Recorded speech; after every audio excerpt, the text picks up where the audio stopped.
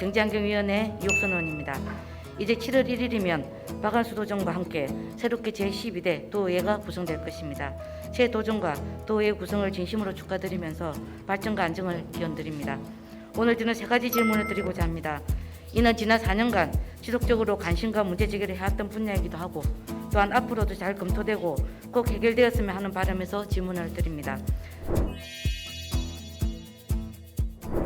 마산 로볼랜드 사업은 1, 2단계로 나뉘어 추진하기로 계획되었던 바 1단계 사업은 테마파크, 연구개발센터, 컨벤션센터, 전시체험시설로 사업비는 3,660억, 2단계 사업은 펜션, 호텔, 콘도 조성 사업으로 사업비는 3,340억 원입니다.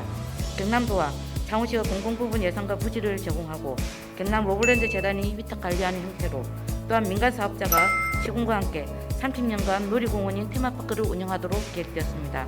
하지만 2단계 사업 추진을 목전에 두고 공사를 맡았던 대우건설 컨소시엄 등이 참여했던 민간 사업자 경남 마산 로볼랜드 주식회사가 실시예약 해지 통보와 함께 놀이공원에서 손을 떼겠다며 개장 직후인 19년 10월 23일 통보를 해왔습니다. 이어 20년 2월 경남도 창원시 로볼랜드 재단을 상대로 해지시 지급금 등 청구 소송을 하였는데 행정의 잘못으로 협약을 해지하기 때문에 테마파크 조성 비용과 이자 등 모두 1,153억 원을 배상하라는 내용이었습니다. 결론적으로 그동안 부도 사태와 민간 사업자의 무책임 그리고 행정의 밀수 등으로 어렵게 진행되어 온 로볼랜드 사업이 테마파크 활성화로 조금은 자리를 잡아가고 있지만 당초 목적대로 로볼랜드 사업이 단순한 놀이공원을 넘어 지역의 로봇 산업과 콘텐츠 개발을 견인해내기 위해 해결해야 될 문제들에 대한 질문을 드리고 답변을 요청드립니다. 현재 로볼랜드 해지 지역금 청구 소송 진행 중으로 1심 판결 이후에 행정에서 항소 제기해서 현재 부산고등법원 창원재판부에서 항소심이 진행되고 있습니다. 항소심 승소를 위해 도에서는 본 소송을 중요 소송으로 지정하였고 법무 담당관실 주관하에 소송 대응팀을 구성해서 기관별로 상호 협력하여 적극 대응하고 있습니다. 다행히 항소심 재판부에서는 이 사건을 원점에서 다시 검토하겠다는 의지가 보여서 적극적으로 대응해 나갈 계획입니다. 사회 정의 실현과 함께 앞으로 민간 투자 사업의 나쁜 선례를 막기 위해서도 반드시 승소하도록 하겠습니다. 소송 종결까지는 장시간 소요될 것이 예상되므로 항소심과 관계없이 신규 사업자 모집을 위한 계획을 수립 중에 있습니다. 국내 상위 건설 투자자나 금융 투자자를 대상으로 사업 계획을 설명하고 개발 사업 참여 의향을 타진하는 등 지속적인 협의를 추진해 나갈 계획입니다. 2단계 사업 부지의 임시 활용 방안으로는 임시 행사장 활용이나 야영장, 경관 조성용 고식재 등 다양한 방안을 검토하고 있습니다. 특히 경남연구원에서 수행하는 정책 연구 과제에서 2단계 사업 관광 숙박시설의 적정성 여부에 대한 검토를 하고 있고 R&D 시설과 연계하여 관련 산업을 유치할 수 있는 방안도 심도 있게 검토 중입니다. 이미 여러 차례 도정 질문과 대통령 선거 시기를 거치면서 마창대교가 이용 구간 대비 어느 도로보다 비싸다는 것이 입장되었고 해결 방안이 필요하다는 것이 양당의 대통령 후보 공약 거론으로 확인이 되었으며 대통령 당선자 인수위에서부터 이를 적극적으로 검토했던 것으로 알고 있습니다. 반드시 인하되어야 한다는 점을 강조하기 위해 다시 한번 문제점을 짚어보도록 하겠습니다. 이미 한 차례 재구조화를 추진하였던 마창대교이지만 2017년 당시 재구조화 내용을 검토해보면 최소 처분 가능 통행료 수익도의 시시배학 통행량 가다 설정, 당초 8.86%에서 10.21%로 사업자 고수익률 보장 등 잘못된 점이 수차례 지적된 바 있습니다. 이제 정부 차원에서도 검토되고 있고 국가재정 지원도 가능할 것으로 보입니다. 따라서 경남도에서 적극적으로 나선다면 충분히 도민들 요구에 부합한 해결책이 나올 것으로 기대해 봅니다. 조속한 시일 내에 도민들을 비롯한 이용자들에게 인하 혜택이 이루어지길 바라면서 질문을 드립니다. 경남도에서 마창대교 통행료 인하와 관련하여 해결하고자 하는 방안은 무엇이며 이를 위해 현재 추진 중이거나 계획하고 있는 내용에 대해 답변해 주시기 바랍니다. 마창대교 통행료 인하 방안으로는 저금리의 자금 재조달 등 사업 재구조화로 실시협약을 변경해서 통행료를 인하하는 방안과 재정을 투입하여 통행료를 인하하는 방안이 있습니다.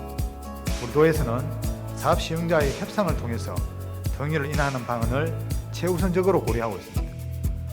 사업 시행자와 통행료 인하를 위한 사업구조화 협상이 여의치 않을 경우에는 공익처분 등의 다양한 방안에 대해서도 검토하고 있습니다.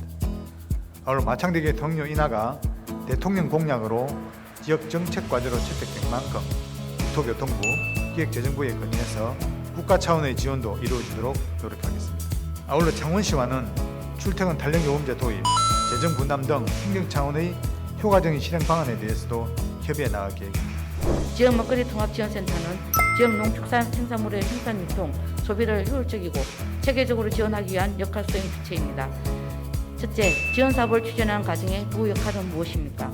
또한 지역 먹거리 통합지원센터 역할은 무엇입니까? 둘째, 현재 정부 지침으로 인한 공공급식의 관리 역할이 소규모 생활시설까지 포함되는 것으로 알고 있는데 지역의 먹거리 통합지원센터와 공공급식지원센터 간의 역할 규정을 어떻게 하고 있으며 공공급식의 대상에 소규모 생활시설까지 포함된다면 급식비 지원 등의 또 다른 문제들이 발생할 수 있다고 생각됩니다. 지역 먹거리 통합지원센터와 공공급식지원센터 간 역할 규정에 대해서 답변해 주시기 바랍니다. 셋째, 전남도 지역 특산물을 중심으로 기초지자체의 지역 특산물 레스토랑과 같은 사업을 우선 시범 사업으로 추진하여 전남도 특화 사업으로 확대하는 것에 대한 도 입장을 말씀해 주시기 바랍니다. 지역 먹거리 계획 패키지 지원 사업은 지역 농산물의 생산과 소비를 연계하여 먹거리 선순환 체계를 활성화하기 위해 푸드플랜과 연계 가능한 농축산식품 관련 16개 대정 사업을 패키지 형태로 기초지자체에 지원하는 사업입니다. 농식품부 주관으로 2019년부터 매년 사업 대상 시군을 선정해 오고 있으며 우리 도는 2020년에 진주 남해, 2021년에 김해, 올해 창원 거제가 선정되었습니다. 그리고 추진 과정에서의 도의 역할은 우리 도는 시군의 먹거리 패키지 지원 사업이 연차별 계획에 따라 원활히 추진될 수 있도록 도비를 지원하고 있으며 국비 확보 노력도 병행하고 있습니다. 급식 지원센터 등 명칭과 관련하여 보충 답변을 드리자면 2007년 학교급식법 개정 시 학교급식의 우수한 식자재 공급을 위해 학교급식 지원센터라는 명칭을 처음 사용하였습니다.